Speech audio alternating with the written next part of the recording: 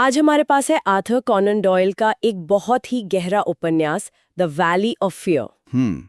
Sherlock Holmes की शायद सबसे अनोखी और सबसे स्याह कहानियों में से एक। बिल्कुल, ये सिर्फ एक जासूसी कहानी नहीं है। इसमें ऐसा लगता है जैसे दो कहानियां एक साथ चल रही हैं। हाँ, एक कहानी है इंग्लैंड के एक शांत पुराने घर में हुए एक रहस्यमयी कत्ल की, और दूसरी हजारों मील दूर अमेरिका की खूनी कोयला खदानों की। आज हम इसी की परतों को खोलेंगे। और इसकी शुरुआत होती है एक चेतावनी से।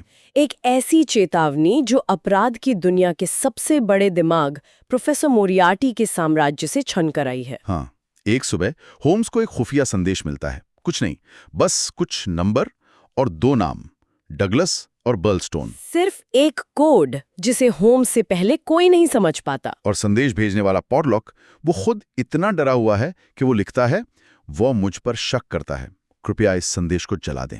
वह मतलब साफ है, मोरियार्टी। डॉयल यहाँ हमें सिर्फ एक पहेली नहीं दे रहे हैं। नहीं, वो हमें मोरियार्टी की ताकत का एहसास करा रहे हैं। उसका खौफ इतना ज्यादा है कि उसके अपने लोग भी उससे कांपते हैं। बिल्कुल, और इससे पहले कि संदेश जलाया जाता, होम्स का तेज दिमाग अपना काम कर जाता है। उन्हें याद आता है कि पोरलॉक के पास एक पुरानी पंचांग है, एक अल्मनैक। और वो समझ जाते हैं, कोड उसी किताब से जुड़ा है। पृष्ठ संख्या 534, दूसरा कॉलम। एक एक शब्द जुड़ता है और एक खौफनाक भविष्यवाणी सामने आती है। खतरा है, बहुत जल्द आ सकता है, डगलस बर्लस्टोन हाउस में। ये होम्स के दिमाग का सच में कमाल है। लेकिन यहाँ जो बात मुझे हमेशा हैरान करती है वो है कहानी की रफ्तार। हाँ, जैसे ही होम्स ये पहेली सुलझाते हैं, दरवाजे पर दस्तक होती है और स्कॉटलैंड यार्ड के इंस्पेक्टर मैकडोनल्ड आते हैं। और वो वही नाम लेते हैं जो होम्स ने अभी अभी डिकोड किए हैं, डगलस बर्लस्टोन। मैकडोनल्ड का चेहरा सफेद पड़ जाता है जब वो मेज पर होम्स का लिखा हुआ नोट देखते हैं। वो कांपती आवाज में कहते हैं, ये तो जादू टोना लगता है। बर्लस्टोन मैनर हाउस के मिस्टर डगलस की पिछली रात बेरहमी से हत्या कर दी गई है। चेतावनी बहुत देर से आई, खेल तो पहले ही शुरू हो चुका था। और यहाँ से हम सीधे बर्लस्टोन मैनर हाउस पहुंचते हैं। ये जगह, ये अपने आप में किरदार है ना? बिल्कुल, एक सदियों पुरानी हवेली और चारों तरफ मतलब एक गहरी खाई, और अंदर जाने का सिर्फ एक ही रास्ता। वो पुल जिसे रात में ऊपर उठा दिया जाता था, एक किले की तरह। एक ऐसा किला जहां से कोई बचकर नहीं जा सकता। और यही तो सबसे बड़ा सवाल था। जब पुलिस वहां पहुंची तो खाई पर बना पुल ऊपर उठा हुआ था। मतलब हत्यारा हवेली से बाहर जा ही नहीं सकता था, तो फिर वो गया कहाँ? और अंदर का नजारा, वो तो और भी भयानक था। जॉन डगलस अपने कमरे के बीचों बीच मृत पड़े थे। उनके चेहरे को एक आरी से काटी गई शॉटगन से उड़ा दिया गया था। इतनी करीब से कि पहचानना भी मुश्किल था। ये एक बहुत ही क्रूर, बहुत ही निजी किस्म का हमला लगता है। हाँ, और क्रूरता तो थी ही, लेकिन सुराग और भी अजीब थे। जैसे लाश के पास एक कार्ड पड़ा था जिस पे लिखा था VV 341। और उनकी बाह पर एक अजीब निशान था, जैसे गरम लोहे से दागा गया हो। एक वृत्त के अंदर एक त्रिकोण। और सबसे अजीब, उनकी उंगली से शादी की अंगूठी गायब थी। यही बात समझ से परे थी। सिर्फ शादी की अंगूठी। उनकी उंगली पर दो और अंगूठियां थीं। तो हत्यारे ने पहले एक अंगूठी उतारी, फिर शादी की अंगूठी निकाली और फिर पहली वाली वापस पहना दी। आखिर कोई इतनी मेहनत क्यों करेगा? ये कोई आम चोरी तो बिल्कुल नहीं हो सकती। नहीं, ये एक संदेश है। उस निशान की तरह, उस कार्ड की तरह ये अंगूठी भी कुछ कह रही थी। होम्स तुरंत समझ जाते हैं, ये कत्ल किसी लालच में नहीं हुआ। ये किसी पुरानी दुश्मनियां बदले के लिए किया गया है। बहुत ही सोचा समझा कदम था। अब कहानी में दो गवाह सामने आते हैं, डगलस का दोस्त सेसिल बार्कर और उसकी पत्नी मिसेस डगलस। बार्कर का कहना था कि उसने गोली की आवाज सुनी और वो 30 सेकंड के अंदर कमरे में पहुंच गया। उसने दावा किया कि उसने हत्यारे को खिड़की से निकलकर खाई में तैरते हुए देखा। लेकिन उनकी बातों में एक अजीब सा डर था, है ना? एक अनकही घबराहट। हाँ, खासकर मिसेस डगलस की बातों में वो बार बार भय की घाटी का जिक्र करती हैं। एक ऐसी जगह जहां उनके पति ने अपनी जिंदगी का सबसे बुरा वक्त गुजारा था। वो बॉडी मास्टर मैकगिंटी नाम के एक शख्स का भी जिक्र करती हैं, जिससे डगलस को नफरत और खौफ दोनों था। तो ये साफ था कि वो दोनों कुछ छिपा रहे हैं। और होम्स को झूठ की गंध बहुत जल्दी आ जाती है।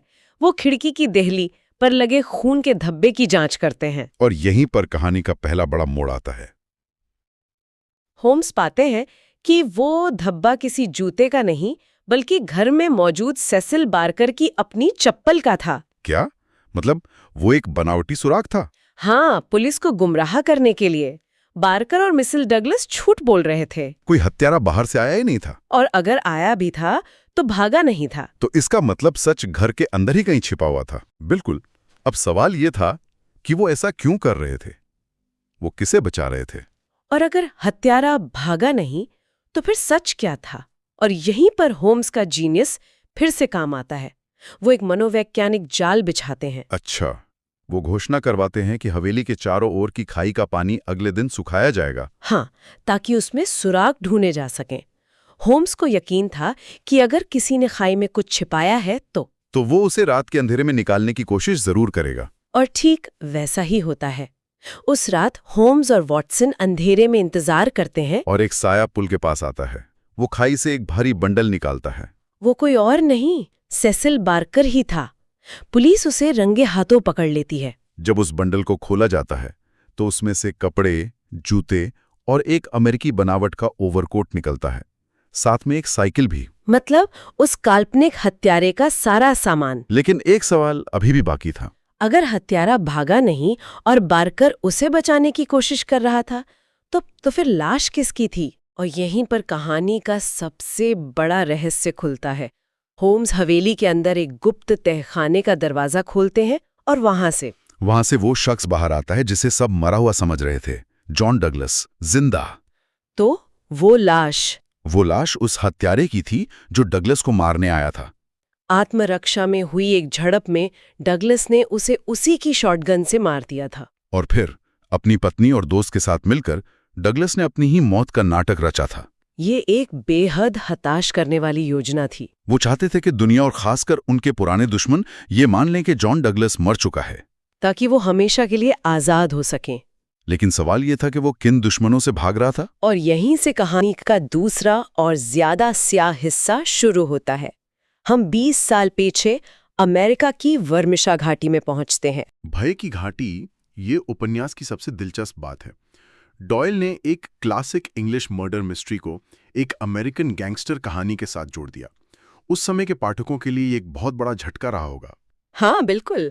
जॉन डगलस का असली नाम था बर्डी एडवर्ड्स। वो पिंकरटन डिटेक्टिव एजेंसी का एक जासूस था। और पिंकरटन उस समय अमेरिका की एक बहुत मशहूर और अक्सर विवादास्पद प्राइवेट डिटेक्टिव एजेंसी थी। सही कहा। वे बड़े उद्योगों के लिए जासूसी करने और मजदूर यूनियनों को तोड़ने के लिए कुख्यात थे। तो बर्डी एडवर्ड्स कोई सीधा साधा हीरो नहीं था। नहीं, उसे वर्मिसा घाटी में एक खुफिया मिशन पर भेजा गया था। वो घाटी स्काउवर्स नाम के एक खूनी गुप्त समाज के कब्जे में थी। वे कोयला खदानों में काम करने वाले मजदूरों का एक गिरोह थे जो ब्लैकमेलिंग, आगजनी और हत्या से पूरे इलाके में दहशत फैलाए हुए थे। और उस समाज का सरगना था बॉडी मास्टर मैकगिंटी। यहाँ सबसे दिलचस्प बात यह है कि ये पूरी तरह से काल्पनिक नहीं है ना? नहीं, बिल्कुल नहीं।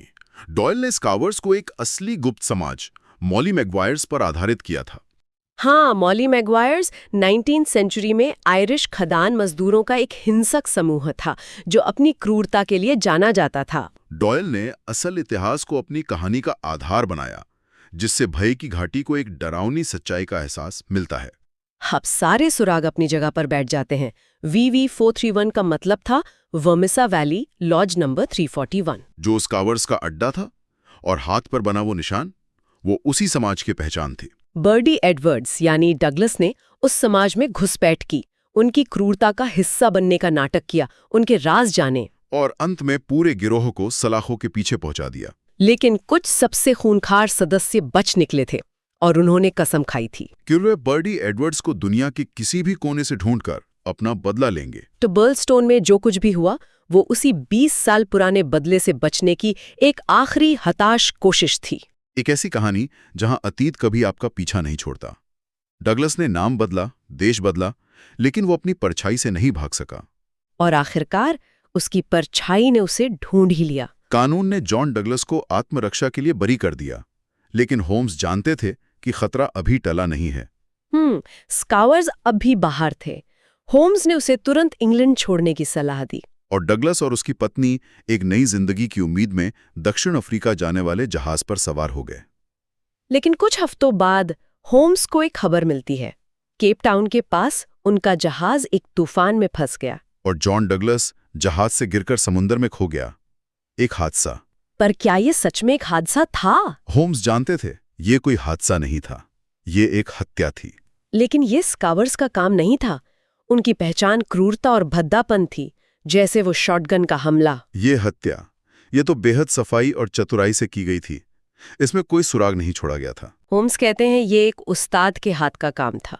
मैं एक मोरियार्टी को तब पहचान लेता हूँ जब मैं उसे देखता हूँ। ये अपराध लंदन से आया है, अमेरिका से नहीं। और कहानी वहीं आकर खत्म हो जाती है जहां से शुरू हुई थी, मोरियार्टी पर। डगलस अपने अतीत के छोटे भूतों यानी स्कावर्ड से तो बच निकला, लेकिन उस सबसे बड़े शैतान के जाल से नहीं बच सका। मोरियार्टी ने उसके दुश्मनों को उस तक पहुंचा दिया।